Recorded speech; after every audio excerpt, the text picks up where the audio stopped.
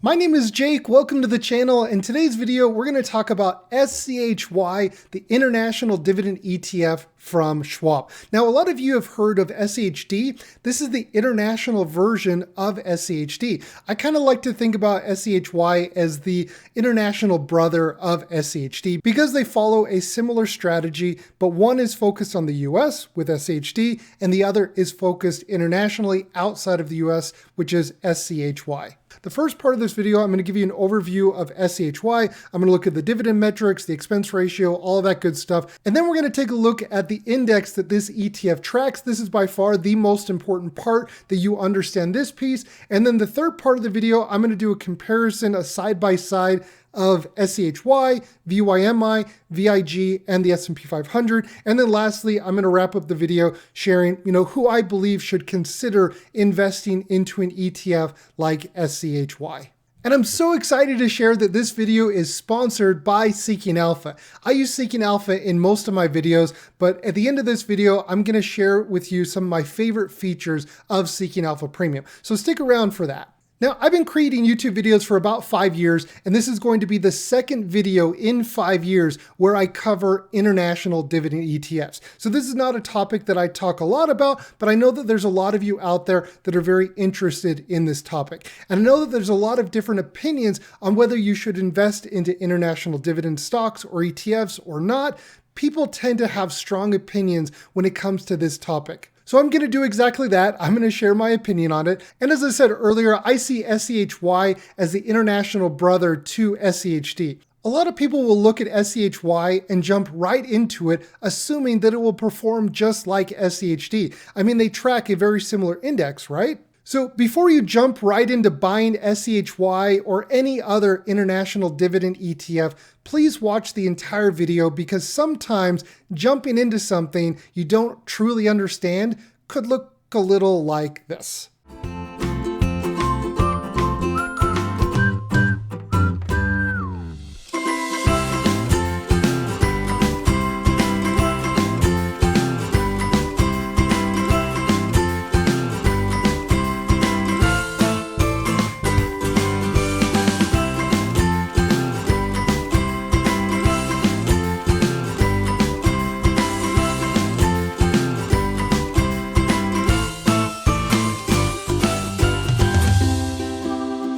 Watch out, watch out, watch out, watch out!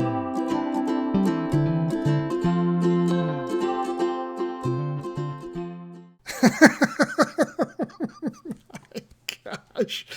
Oh man, I love it. I love it. All right, cool. So let's take a look at this. Let's take a look at SCHY. This is the Schwab International Dividend Equity ETF. Like I said, very similar to SHD. The first thing that we're going to take a look at is the expense ratio. The expense ratio of SCHY is 0.14%. Now this is twice as high as SCHD. Something that you'll notice is international ETFs will almost always carry a higher expense ratio.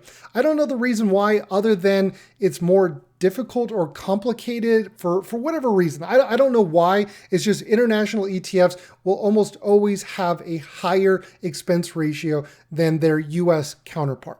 Another thing that you'll notice is the assets under management. The assets under management with this ETF are significantly lower than other, dividend ETFs that I talk about like SHD or DJRO. There's less than $1 billion in assets under management. Now, largely due to the fact that this ETF has only been around for about 3 years. So the inception date of this ETF is the middle of 2021.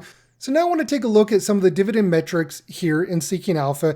And the first thing that I generally will do is I'm going to look at the dividend section under scorecard. And what I want to see is what is the trailing 12-month dividend yield of SCHY. And that is just under 6%. So it does have a higher expense ratio and it also has a higher forward starting yield. Okay, and the reason why the yield is higher is because of the assets that are held in the index. Okay, so you have to understand that just because it has a higher yield than SCHD, it doesn't mean that it's automatically better. And I wish I could go back and tell my younger self that higher yield does not automatically mean better. The thing that's really going to catch your attention is this dividend growth rate over the last 3 years annualized is about 200%. And in the title of the video, I said, will the 20% dividend CAGR continue? And the answer to that is very, very unlikely. So when we look at the growth, you go into the dividend growth section, and because this ETF has only been around for 3 years, as I was mentioning, you don't want to consider 2021. You really want to start looking at the full year of 2022 compared to the full year of 2023, and then moving onward, right? So that's how you're going to look at the dividend growth and be able to measure it and see, okay, is this going to continue? Because right now it has a dividend growth rate of right around 20%. But I'm skeptical that that's going to continue. I don't see that continuing. I think it's really hard for me to really guess what the dividend growth is going to be, because it depends on the makeup of the ETF. And one of the cons of this ETF is that it has a very high turnover. Now, the turnover is every year they do a reconstitution of the ETF, meaning that some companies come out and some companies come in. And the higher the turnover rate, the less predictable, in my opinion, the ETF will be. Now, it has a 40% turnover rate, and that is incredibly high. 40% is really high. And the thing that concerns me about that is if this turnover rate does not go down, and if it stays at that 40% range, it's going to be difficult to forecast the dividend metrics year over year. And that's just a pretty big red flag for me. So now let's take a look at the holdings of SCHY. Now, something that's really interesting is the sector allocation. You'll notice that financials, consumer defensives, and communication, they make up the highest percentage in this ETF, where technology makes up the lowest. Now, in a lot of dividend growth ETFs, you're going to see technology in almost every case the highest sector. Now, this is not the case with international. With international, technology is actually the lowest, and that's why I would not go so heavy into an ETF like this unless you've already accumulated your wealth, you have money in the bank, and you're not focused on wealth accumulation, but rather wealth preservation, and you have the money to invest, and you're not dollar cost averaging. I think that this could be something to consider. But for all of you out there with a longer term time horizon, you want to make sure that you understand the potential risks when it comes to holding this for an extended period of time. And I'll touch on more of that at the end of the video, but that's something to definitely be aware of. And in the top 10 holdings, I'm not familiar with every single one of these companies, but there's a lot of energy, financials in this ETF. A few companies that I'm familiar with is Roche, I can never pronounce that. Roche. I always want to say Roche. British American Tobacco, which I actually invest in, and you have Unilever, so consumer staple that most people here in the US will know. And then lastly, the top 10 holdings in this ETF represent a very high percentage of the overall ETF, meaning that it is very top heavy. Just around 40% are in the top 10 holdings, and there are 133 holdings in this ETF. And if we hop over to the Schwab website and we take a look at the top 10 countries, you'll notice that the United Kingdom has the largest percentage of companies in this ETF, followed by Australia and France. I would have assumed that Canada would have had a higher percentage in this ETF, and even Germany for that matter. But that wasn't the case. So that was interesting for me to see that. Now let's take a look at the index itself, the Dow Jones International Dividend 100 Index. Now, when we look at this index, it's important you understand across the board that when you invest into a passive index fund, you're investing into the rules of the index. You're not investing into an actively managed fund with this ETF, meaning that there's no fund manager dictating what the fund is buying or selling at any given time. This ETF is a rule-based index, and it follows and tracks these rules. So let's take a look at this. The index universe is defined as the constituents of the Dow Jones Global X US Large Cap and the Dow Jones Global X US Mid Cap. REITs are excluded from the universe. Now, when they say universe, they're referring to every publicly traded company in that index, meaning ex-US. So every publicly traded company outside of the US is the universe. And for China, only stocks for companies that trade on developed market exchanges are eligible. So the stocks in the universe, they must pass the following screens. First, they must have paid a dividend for the last 10 consecutive years. They must have a minimum market cap of 500 million. They must have a minimum of a 6-month, this is right here, the volume, like how active are their shares being traded, right? So the volume, so that there's liquidity, I guess, for whatever reason. So the eligible securities are the securities that pass the above screens and the indicated dividend yield are equal to or greater than the median indicated dividend yield of the eligible universe or the 40th percentile of the universe for the existing constituents. So they're looking at all of the companies outside the United States. They're putting these filters on them and they're narrowing them down. And based off of all of this, they're taking the eligible universe of the eligible companies. So the eligible securities are ranked on 4 fundamental base characteristics, and the 4 rankings are equal weighted to create a composite score. So each of these 4, they're equally weighted. There's not one more important than the other. And the first thing is free cash flow to total debt. The second is return on equity. The third is the indicated annual dividend yield. And then the fourth is the 5-year dividend growth rate, which is defined as, I'll pause the video here and you can take a look at that if you want to nerd out on that. And so the selection is, so they select the top 400 securities based on the ranking of the composite score. So the composite score is this right here. And then what they do is they select securities whose volatilities are less than or equal to the median volatility of the top 400. The current constituents must have volatility less than or equal to the 60th percentile volatility of the top 400. Okay, and the volatility is calculated as the 3-year price volatility in US dollars. And then the 100 top ranked stocks by the composite score passing the above volatility screen are selected to the index subject to the following buffer rules that favor current constituents during the annual review. So this is, we talked a little bit about the turnover. This is when they have turnover and when they're considering different stocks to be replaced. This is the process in which they're reviewing that. And then the current constituents that pass the volatility screen remain in the index. And then the non-constituent stocks in the eligible pool are added to the index based on their rankings until the constituent stocks count reaches 100. Okay, so if 2 constituents have the same composite score, the non-constituent with the higher dividend yield will be selected. Now, I know that this is probably a lot of word salad for a lot of you and it doesn't really make sense or it's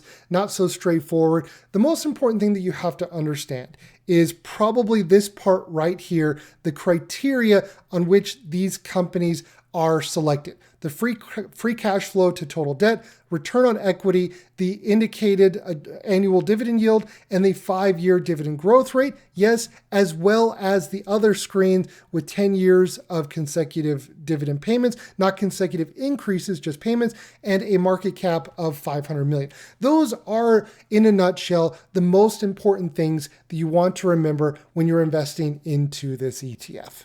Now let's do a side-by-side comparison of SCHY, VYMI, VIGI, and the S&P 500. These 2 right here are the Vanguard International ETFs. VYMI is more similar to VYM, and VIGI would be comparable to like VIG. And I think if you invest in a dividend ETFs, you probably have heard of those before. And when we look at these, the most important things that I want to take a look at are the expense ratios. SCHY does have a lower expense ratio than VYMI and VIGI, and you'll notice the assets under management, they do have significantly lower assets under management, but this is largely in part to the inception date. This ETF has been around for 5 years less than the other ETFs that we're comparing here. And so if we look at the performance, this is one of my favorite things to do when you're comparing them. So what we're going to do is we're going to compare the returns since the inception of SCHY. And so if you just look at the price return, you'll notice here that SCHY has underperformed the others, with VIGY, right? They both have underperformed when just looking at the price performance. But when you look at the total return, this is incredibly important. The total return is with the dividend reinvested. The price return is just the price. The total return is the price appreciation plus the dividend. And so with the dividend reinvested and the total return, you'll notice that SCHY and VIG, they've performed very, very similarly over the last couple of years. But what you'll also notice is the S&P 500 on a total return basis has actually greatly outperformed these three ETFs. And then next, let's take a look at their ETF grades. You can see that they have very low momentum, and this is just with international, it's been the constant debate, international versus US, and what's better, what's worse, and there's this ongoing debate. But yeah, you can see the ETF grades here. You will need Seeking Alpha Premium to be able to see the grades. Next, let's take a look at some of the dividend metrics. You'll notice here that SCHY has the highest dividend yield, and actually significantly higher than VIGI, even though they had very similar performance. The performance is coming more from the dividend with SCHY than it is with VIGI. So it's just kind of interesting to see the different breakup, right? Because the total return is the capital appreciation, the share price, and then as well with the dividend, right? And you can see where they're getting their return. And you can see the dividend growth rate. And I think reasonably, this is a guess, so don't hold me to this, but this is my guess. I would probably assume if I was to invest into SCHY, I would probably assume anywhere from a 7 to 9% dividend growth rate would be my guess, probably closer to the 7 or 8, but on the higher end of 9 over, an extended period of time. Some years it'll be lower, some years it'll be higher, but annualized, I think you're going to see a closer dividend growth rate of around 7 to 9%. But like I said, that's just a guess. So yeah, time will tell. And then lastly here, the concentration and the risk. So the number of holdings, SCHY has significantly lower holdings than VYMI and VIGI. And there's also higher concentration in the top 10. And the thing that is quite a bit concerning for me is the turnover percentage with SCHY. It has a significantly higher turnover rate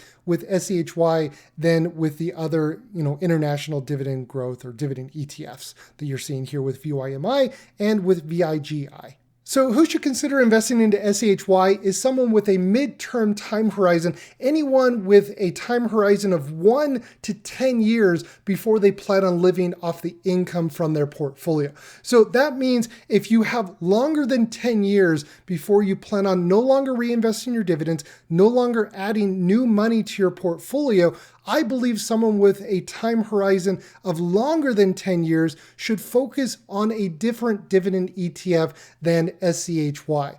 And I think there's other ETFs out there, whether they be international or US. I think there's other ETFs out there that have more growth potential. We saw in the top holdings in the sector breakup of this ETF that only 2% was allocated to technology. Now, I don't have a crystal ball. I don't know what the market is going to do in the future, but I believe that technology is still going to be a major growth factor for markets, whether it be here internationally or here in the US. So for that reason, I probably would hold off investing into this ETF if I had longer than 10 years before I plan on living off of my dividend portfolio. And this also is important because the dividend growth rate that we talked about in this video is very, in my opinion, unlikely to be sustainable. And I just would not count on a 20% dividend CAGR moving forward. I probably would set my expectations to around that 7 to 9%. And if it's higher than that, great, you can be pleasantly surprised, but I wouldn't set the bar so high,